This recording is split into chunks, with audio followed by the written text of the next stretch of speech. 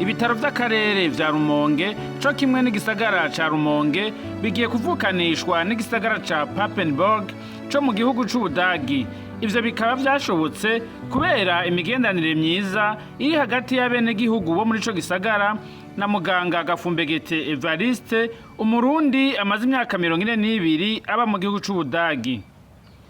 Jewe nitwa Evariste, Dr. Evariste Gafumbegete, nagiye mu Budagi mvuye au Collège du Saint-Esprit. Ivyo nashitseko vyose mu Budagi nabihawe na Collège du Saint-Esprit. Nize ngana nk'uyo mwana mutoya. Hanyuma ndakura ntambaye n'ibirato, iwacu ni mu Gatumba, ngenda kwiga mu Kamenge mu Ngagara niho nakuriye, ngenda kuri Saint Joseph. Donc amashuri abantu bandihiye amashuri ni Burundi. Uburundi nibwo bwanshikanya. Nagiye mu Budagi maze imyaka 21. Urumva nari inkuze. Ubudagi nta kintu nakimwe candihiye. Nari mfise ubwenge mwampaye mwebwe. Abari mu banje nibo banyigishije. Ubwenge nari naronse nabavyeyi banje n'abari mu banje n'abandi bana twakinana. Nta narimwe ntigera nibaza nti Uburundi niho mvuka niho mva kandi niho nzopfira. None kubwira abadagi ico Burundi ari ico nama ndakibabwira. Aba rero ntugire ngo bagize bankunze ngo nuko nitwa Gafumbegete, oya nuko ndumurundi afise umuco w'abarundi. Umuco w'abarundi n'umuntu umurundi je uko ndamwumva n'umuntu akunda uwundi atayiraba atanga ata kuvuga ngo jewe ngo abana banje nibo nzosigira ibi, oya umuntu uko ari niko umwemera. Kuri uno wa gatanu Gitugutu umwaka wa 2024 umugwi w'abaganga n'abigishwa mu ishuri ry'ubuganga barongowe na muganga Volker Eising yatanguje kaminuza mu gisagara ca Papenburg, ukaba wari wishikiye mu bitaro vy'akarere vya Rumonge aho batanze ibikoresho bitandukanye vyo kwa muganga. Bakaba kandi banategekanya no kuja barafasha mu gukwarihiriza ubwenge abakozi b'ivyo bitaro nk'uko bivugwa na muganga Volker Eising. In Papenburg und gleichzeitig betreiben wir abaganga twabaza ngaha kugira ngo bigishwe n'abaganga hino mu Burundi, natwe twigisha abaganga hino ku bintu tuzanye ya teknoloji nshasha bavyige tushobore kugira ubufashanyo ujana. Kandi aba bantu bakora iwanje rero nabo nabashigiye nti tubwizwa gufasha Uburundi, tubwizwa gufasha ibitaro n'abantu bo mu Burundi. Ist aber Dr. Gafumbegete. Ist hier geboren und ist nach Deutschland gekommen. Er hat uns abgeholt und er hat uns nagiye hariya bakamenya ingene meze, hanyuma bakabona n'ingene nkora, bavuze bati reka natwe tugende kuraba ahavuka. Basanga abarundi tumeze nkuko nari imeze, turakira abantu tukabavugisha neza, dufise duke tukadusangira n'ubundi. Mein privates Leben hat natürlich auch Weichenstellungen gehabt und da ist die entscheidende Weichenstellung mein nazanye n'umutambukanyi wanje Eva und nazanye n'umuhungu wanje Tobias niwe muhungu wanje nazanye na Simon n'umuhungu wanje. Nshaka ko babibona ivyo ngira ngaha mu Burundi ninge n'abarundi babifata. Rero ibi mwabonye twavuguruye harya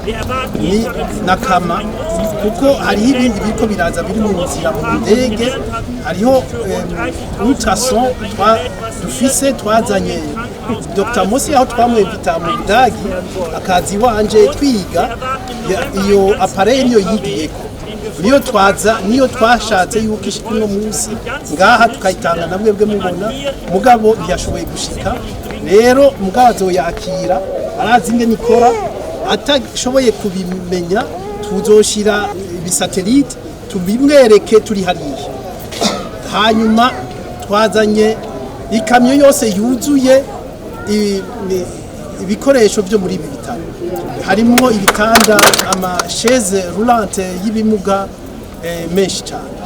Wir hoffen, dass wir diesen Weg gemeinsam gehen. Die Botschafterin und ich werden mit unserer Bürgermeisterin ndanezerewe kuba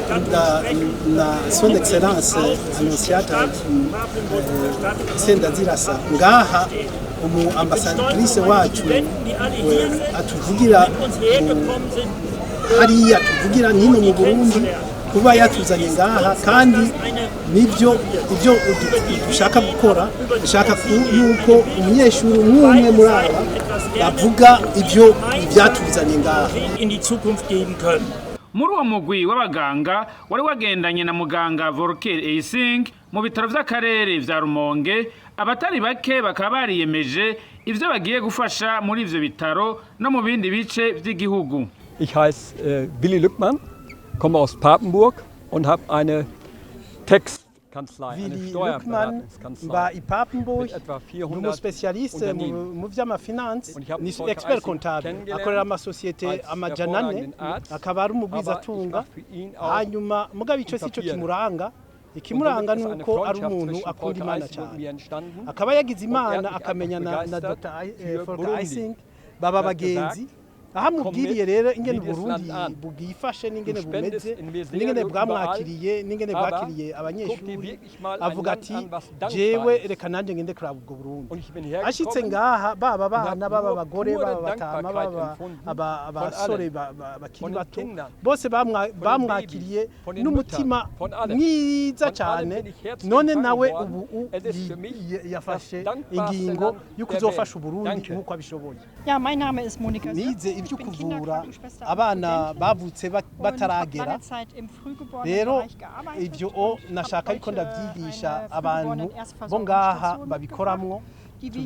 tubikore hamwe kandi nabazaniye n'iki appareil kinini gituma abana taragera bashobora kumererwa neza bagakura neza. Ist Alina Eckhoff und ich bin Studentin bei Dr. Eising.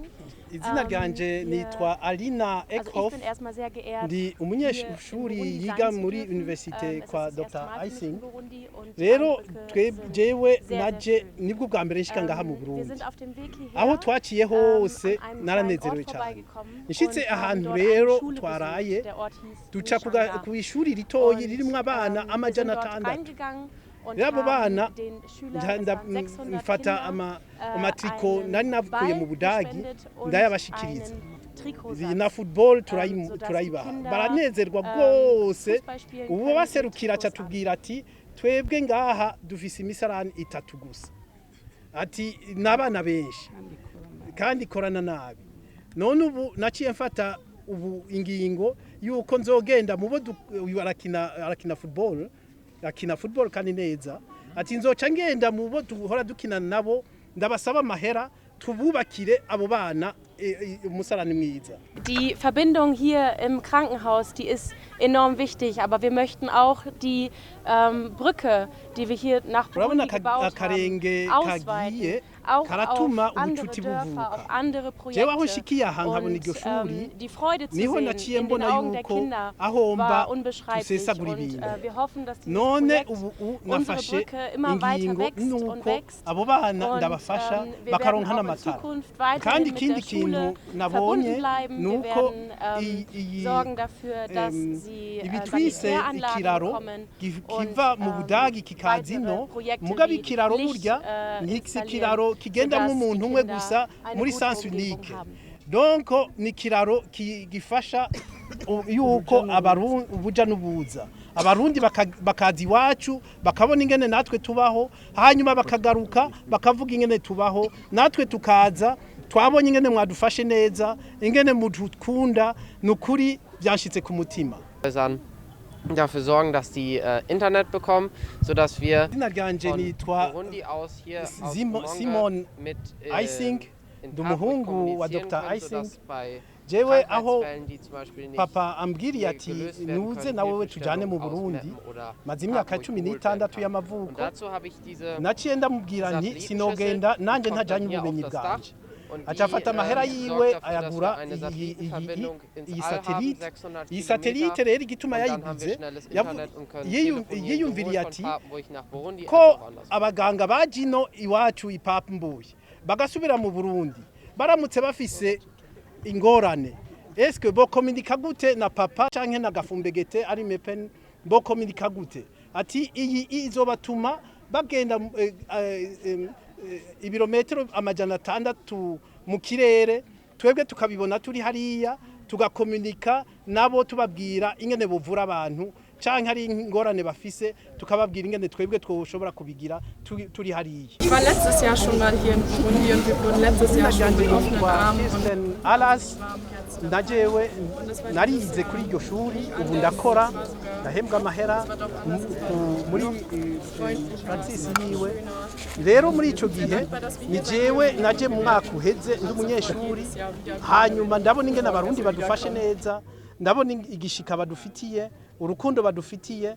hanyuma mvuga nti no muri uyu mwaka ndagaruka nije ndavyorganiza vyose yuko abanyeshuri bamererwa neza bajino. Muganga arongoye ibitaro vy'akarere vya Rumonge akaba himbawe nuko imbona afitiye ivyo bitaro iri kironka abayishigikira. Twebwe nk'abarongoye ibitaro bikuru vya Rumonge turakengurutse cyane kuri iyi mfashanyo tuze kuronka abagenzi batwunze ubucuti bava mu gihugu cy'Ubudagi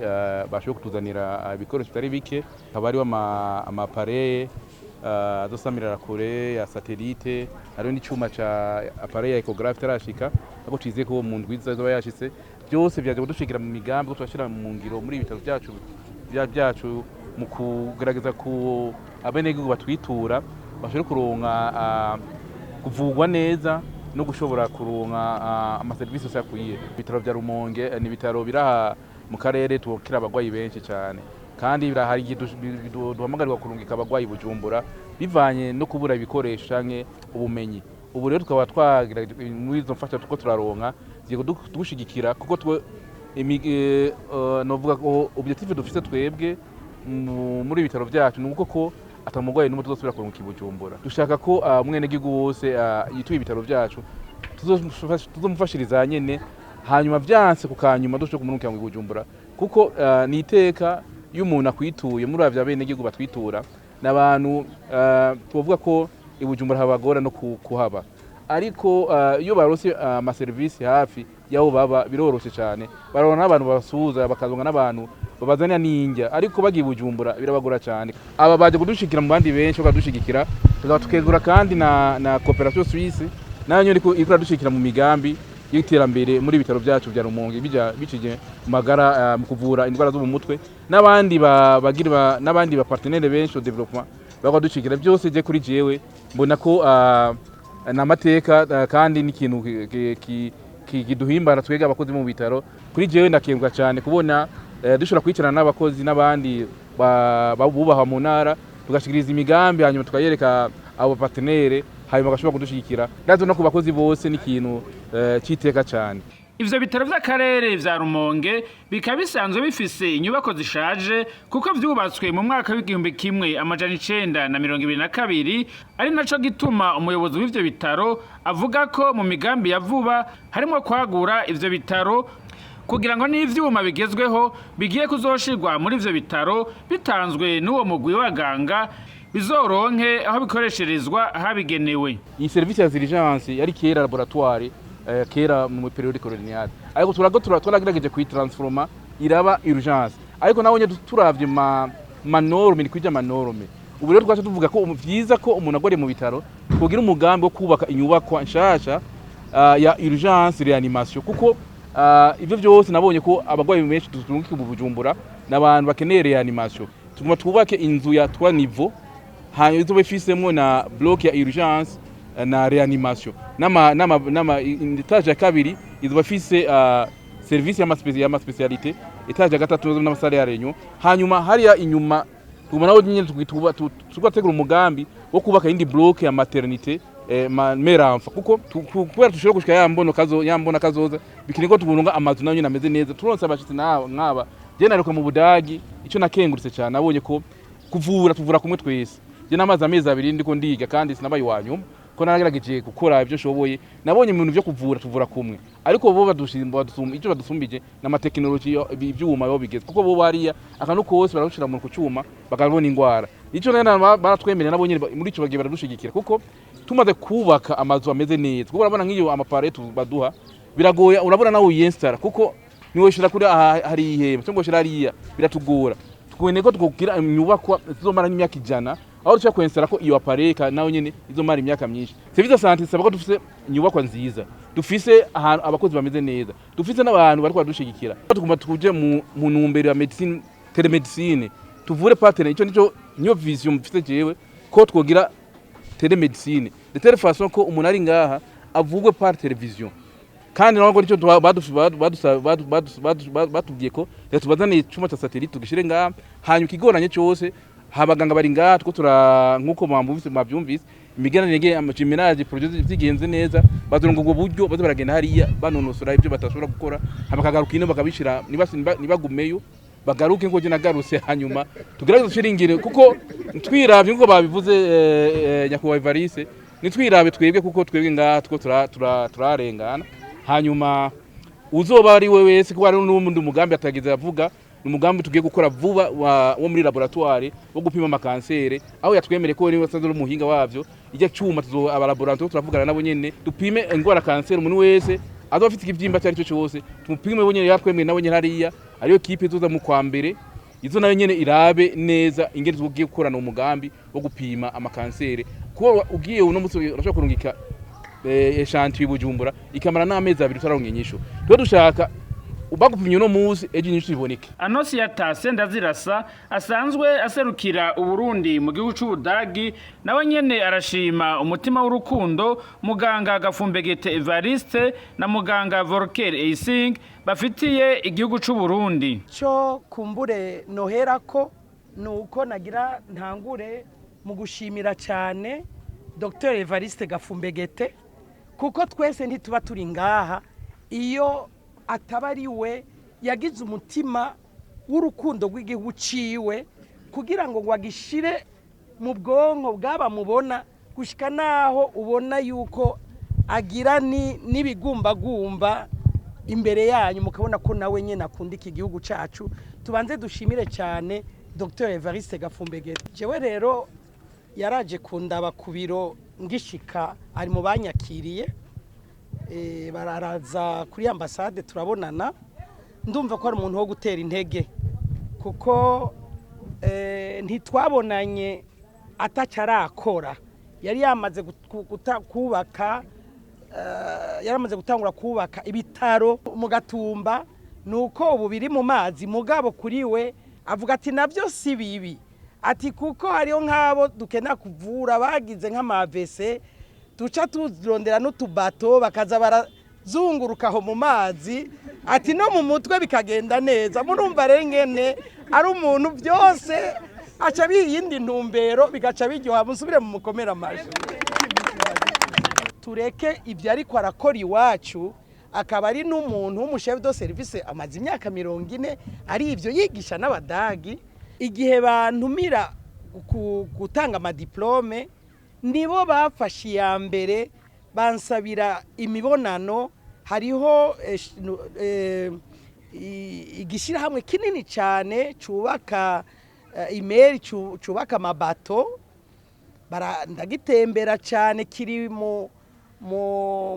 manuze mu mashantier manini cyane gose mwisi nico cyambere ndetse arico cyanubatse ijya meri yo muri Tanzania yitwa Liemba nibo bayubatse ni sekuru uyayitwara ni sekuru yayubatse ku buryo n'ubu yari kiriho irengeje imyaka 100 murumva yuko bari bayubatse ku buhinga budasanzwe ndagenda turavugana nabo kugira ngo turabe yuko ataco vyofasha mu Burundi arico gituma uyu mwubahwa nababwiye muri delegation yiwe yaciyazana ushaka kudushigikira gushaka gufasha mu byo kubaka amabato mu byo kubaka imeri uyu umuntu asanzwe ntimumubona aciye bugufi ariko uyu yavuze ati najewe uko numvise ntewa kamo ndaje turabe yuko tutogira bato mu Burundi hanyuma hakaba hari nabo bandi atarabaganga gusa mwababonye bavuze yuko bagira bazana amazi bahere ngaha muri hospital ya Rumonge ivyuma vyabo biri mu nzira vyimba jewe barandugikiye amasanamu ndetse n'amavideo ingene bikora murumva yuko vy'ukuri hari ubucuti budasanzwe hagati ya Papenburg na Rumonge. Ikindi kintu naciye banjanye kwa ni nka Mustanteri Burgumestre wa Papenburg turaganira neza nca ndamubaza yuko gisagara ciwe tutokinywanisha n'ikindi gisagara ico gihe nta nubwo twari bwavuge Rumonge twiyumvira Rumonge twaje kuyiyumvira n'aba bantu badasanzwe mubona ngaha kuko tuvuga tuti haramaze kuba ikiraro mu by'ubuvuzi reka rero ahubwo duce twagurira ko n'intwaro zinywane uyo mupfasoni Nyakuntunga yaciye avuga ati jewe icyo nkeneye nuko mumbwira uko tubigenza gusa nayo ubundi je ndavyemeye murumva yuko Rumonge narijya kigiye kuba n'igisagara kidasanzwe kinini murumva ko ahagiye kuba ibikorwa byinshi cyane bidasanzwe bifatiye ku ntwaro ariko n'ibi bitaro bibandanya bishigikirwa mu buryo budasanzwe cyo kimwe na buramatari w'intara ya Rumonge niyo nsaba Leopold nawe nyene arashimira abariko bitanga bose kugira ngo ibitaro by'akarere vya Rumonge n'igisagara ca Rumonge bitere bije imbere. Turabakeje kurongozi bwiza mufise uburongozi n'abandi bufatira rw'akarorero kuko murabona ko muriko mushira mu ngiro imbona kazo yo gucifashe ugiteye imbere mu kurondera abafasha mu migambi y'iterambere mu guca cy'u Burundi wereye aho mukorera mukamwatuzaniye abadagi bamaze gukora bitari bikeya kandi atari bwa mbere kandi nabo ukaba mu ngeso nziza mwerekanye bakara batumiye mukaza kuyiga ubu nabo mukaba babahe n'ibikoresho byo gushira mu ngiro ivyo mwigiye mu Budagi. Shimye cyane gose Dr Evariste mu diaspora yayibaye muri Budagi ku Murundi akundi igihugu ciwe maze gushikayo akagira abagenzi mu Budagi akaca batumira ko bazino bakaba bamaze gufasha bitari bikeya umunsi tukaturonse ibyo gufasha amagara y'abantu nibindi tubona dondagura nkuko muheje kubona ibikoresho bitandukanye bigiye gufasha Hopital Regional de Rumonge akaba yatuvugiye rero nawe rero aratahura mbona kazo yo gucifasha guteye imbere nkuko nyene icubanguro mu gihugu cyacu cy'u Burundi aguma hamagarira abari makungu bose bitandukanye babumire nk'aba diaspora bavugira igihugu cabo nawe turamukengurukiye yagiye twera umwizigwa mwiza cyane gose mwumvise ko dufise umuhango udasanzwe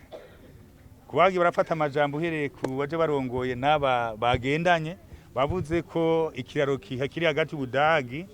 ni igihugu cyacu Burundi cyane ngere nga mu ntara Rumonge kigiye gukomezwa mu byo budasanzwe migenderaniye gukomezwa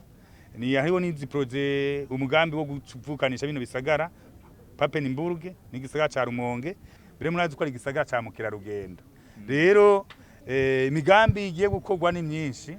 nsabe barongozi b'inta commune ya Rumonge dufashanije tuyitegure kugira ngo tujane ibintu bigaragara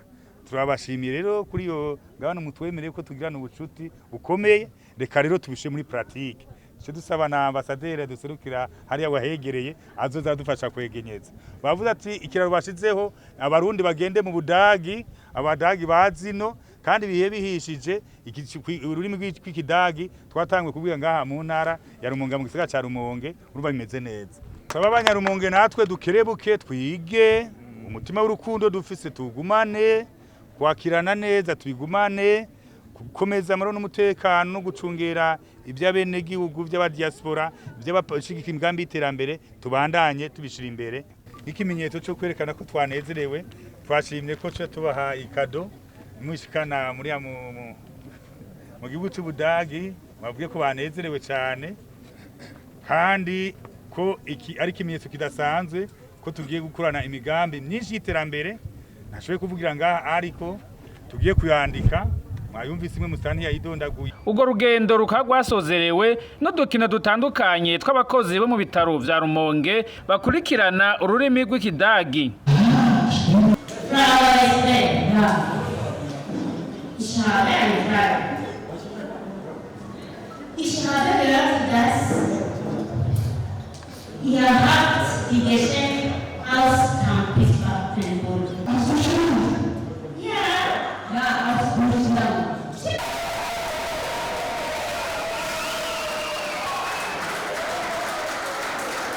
Quasi so,